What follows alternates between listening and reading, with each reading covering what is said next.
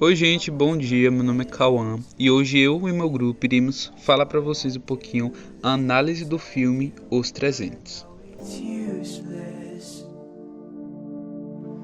O som, sem dúvida, mexe muito com as pessoas. Através dele, podemos nos emocionar, ativar a memória, reconhecer locais perigosos e ter a percepção do mundo ao redor. O cinema usa bastante os efeitos sonoros, e não é diferente com o filme 300. As músicas e os sons fazem com que as pessoas fixem o olhar e assistam atentamente a cada movimento feito pelos personagens. Nesse filme, a ação está presente a quase todo momento. São cenas que abusam dos efeitos sonoros. Tudo isso para transmitir o clima, a emoção e às vezes inspirar as pessoas. Isso é o que chama mais atenção no filme, a forma como ele te prende e faz querer assistir mais e mais. Se não houvesse esses sons, seria algo sem graça, algo que provavelmente nos deixaria entediados e horrorizados. Prova disso é assistir uma cena antes e depois dos efeitos gráficos e sonoros. Essas cenas, sem efeito, não transmitem emoção e nem te fazem querer assistir o filme. A verdade é que o cinema sabe aproveitar muito bem as consequências que os sons causam ao nosso cérebro. Eles usam para praticamente tudo no filme. E a forma como se é usado pode definir um filme como bom ou ruim. Sociedade hierárquica, ordem que existe de forma a priorizar um membro, poderes, categorias, parentesco ou dignidades de sua organização. No filme, vemos isso claramente. O líder do personagem principal era filho de um antigo líder, ou seja, predominava ainda a hierarquia. Ou seja, a hierarquia pode ser compreendida como uma cadeia de comandos em que existe uma relação de comandos, figura de um superior e subordinação.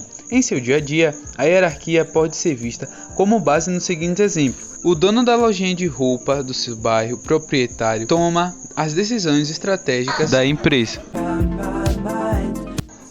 Como podemos ver no filme, a profissão mais valorizada por eles é o soldado, que além de serem fortes e habilidosos com várias armas, lutam com sabedoria e aproveitam o máximo da geógrafa local para vencer suas batalhas. No período em que se passa o filme, mostra que o povo espartano era muito fiel aos seus deuses e às leis que eram aplicadas, e também, por serem um povo bastante ligado às lutas e às guerras, tinham o costume de treinar as crianças para serem guerreiros desde pequeno, e quando nascem com alguma deficiência são descartadas. Primeiro temos a introdução, onde ocorre o nascimento, a infância e a adolescência de Leônidas, onde os acontecimentos são breves, mas mostram sua formação como guerreiro. Já o segundo ato é o desenvolvimento. Leônidas, já crescido, recebe o mensageiro inimigo, o avisando da vinda de um império em ascensão. Com isso, o rei separa 300 homens para ir à luta. Terceira mudança. O ato. Os 300 já em campo de batalha demonstram sua força e trabalho em equipe, vencendo lutas com inimigos em maior número. Já a quarta mudança, denominada por mim de o fim. Depois de uma separação entre os 300, boa parte deles retorna para casa, e os que restaram morrem em batalha, dando a entender que foi uma morte digna. E aí, percebemos que a história estava sendo o tempo todo contada por um dos soldados que voltou para casa, já agora com um exército maior para enfrentar o inimigo. E esse filme contém aproximadamente 64 cenas, sendo na sua maioria cenas de violência, porque estava retratando ali uma guerra. E em sua minoria relatavam as histórias e a aflição do povo grego com o ocorrido. Essa imagem representa o processo da iniciação, que era um ritual das sociedades antigas, onde meninos estados dos pais e obrigados a se entregarem a seu clã ou a sua tribo. Desde o rompimento com o mundo infantil, a ligação parental original era rompida, e para que tal dano fosse sanado, seria necessário um processo curativo de assimilação à vida em grupo. A identidade do grupo com o indivíduo é muitas vezes simbolizada por um animal totêmico, como, neste filme, a figura do lobo, que pode ter esse significado. Para os gregos, o lobo é uma metáfora da coragem. E sua vida era um objeto de sorte, sempre à mercê do que poderá encontrar pelo caminho terrível e ameaçador. Para todos os habitantes de Esparta, a iniciação a que o jovem se submete é uma experiência decisiva, depois da qual poderá ser morto ou transformar-se num rei, como é o caso de Leônidas, que foi bem sucedido na sua experiência. Leônidas, aos 7 anos, é retirado de sua mãe e enviado ao mundo de violência, o Agoge, como é chamado. O menino é forçado a lutar, a passar fome, a roubar e, quando necessário, a matar. Em seu teste final, luta com um lobo para voltar para casa como guerreiro, para o bem do Estado ou da polis. E cada um em particular tem sua função especial para o bem de todos. O soldado Dilius, que perdeu um olho na batalha,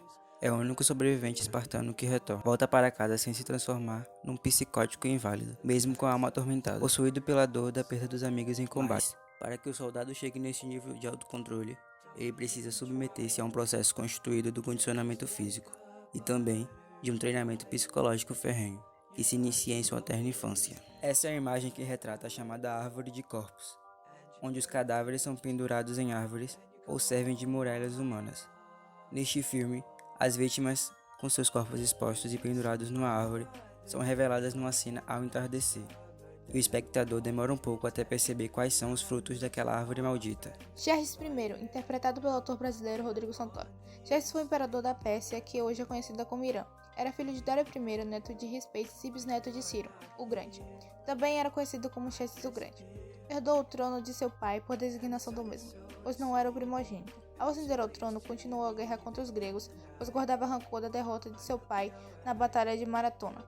Apesar de vencer na Batalha de Termópilas, saquear Ática e Atenas, seu exército caiu na Salamina. Foi morto por seus conselheiros aos 54 anos. O exército persa de Xerxes. O exército de Xerxes não era formado apenas por persas, mas também continha em suas fileiras assírios, fenícios, babilônicos, egípcios e judeus, fazendo com que este fosse um dos maiores exércitos já formados. Nessa cena do filme, o exército de Xerxes está marchando para lutar com o rei Leônidas e os 300 de Esparta, por quem serão derrotados apesar de estarem em maior número. O traidor é Eféltes, interpretado pelo ator Andrew Tiernan. Assim como mostrado no filme, os anciões examinavam as crianças recém-nascidas para ver se não tinham nenhuma deformidade e descartavam as que possuíam, seguindo a crença de que apenas os mais fortes deveriam prevalecer. Com medo disso, a família de Eféltes fugiu de Esparta. Então, já crescido, ele pede para se juntar ao rei Leônidas e seus soldados, mas não é aceito por ele. Então deixa crescer seu ódio impossível, carniceiro, que é mostrado nessa cena onde Eféltes trai a própria pátria por ser rejeitado, vendendo-se ao rei. Essa cena é quando os soldados espartanos encaram o exército inimigo e se preparam para o combate. E em continuação da outra cena, eles se defendem contra um numeroso exército. Lutam e em seguida encurralam os soldados persas, derrubando eles do penhasco. Na cena é mostrado os Imortais, nome dado ao exército mais violento do filme, que matava sem piedade a homens, mulheres e crianças a mando do rei Xerxes. Gorgo era a única filha do rei Cleómenes I. Seu pai nunca conseguiu ter um filho homem para herdar o trono, então passou esse cargo para seu sobrinho, filho do seu meio-irmão. Quando Leônidas assumiu o trono, como era de costume na civilização grega, ele se casou com a bela filha do falecido rei, que era Gorgo. Gorgo é uma mulher que sempre foi descrita pela sua inteligência e beleza, as principais características de uma grande rainha. Enquanto seu marido travava guerras entre reinos e outras nações, Gorgo usava sua diplomacia para manter a paz em seu reino. Como podemos ver no filme, enquanto seu marido teve que ir à guerra com apenas 300 espartanos, porque o conselho não queria enviar o resto das tropas, Gorgo fazia de tudo para tentar convencer o conselho a ajudar o seu rei. A rainha é uma mulher agressiva, inteligente, que omite opiniões junto aos políticos, ganhando um papel fundamental no desenrolar da história. Leônidas I de Esparta. Segundo Herodoto, seu pai, Anaxídri II, filho de Leão, foi o único espartano bígamo, uma vez que a sua mulher, filha de sua irmã, era estéril. Os eforos exigiram que ele se separasse dela e arrumasse outra mulher.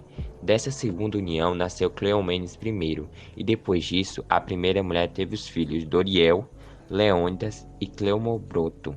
Leônidas e Cleomobroto possivelmente eram gêmeos.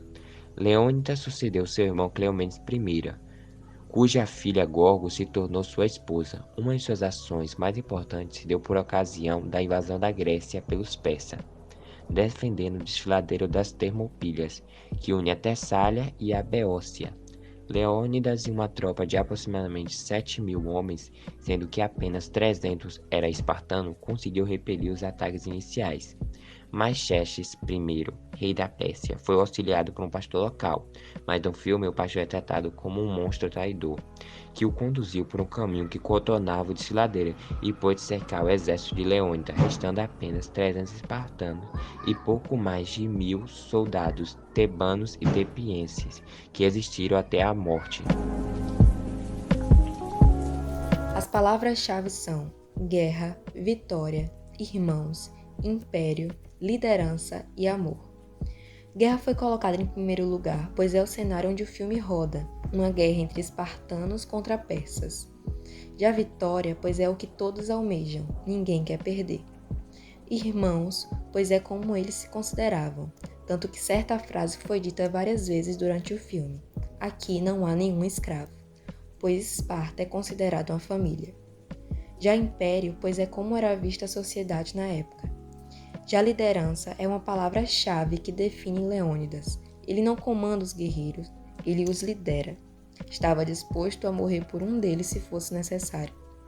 E amor é o que descreve os espartanos, mesmo sendo uma palavra que eles nunca dizem. Amor pela família, amor pela honra, amor pela liberdade e amor por Esparta. Consequência: morte, destruição do povo por conta da guerra e o sofrimento das famílias. Aplicações: devemos persistir e defender o que queremos, mesmo que para isso precisamos sacrificar algumas coisas.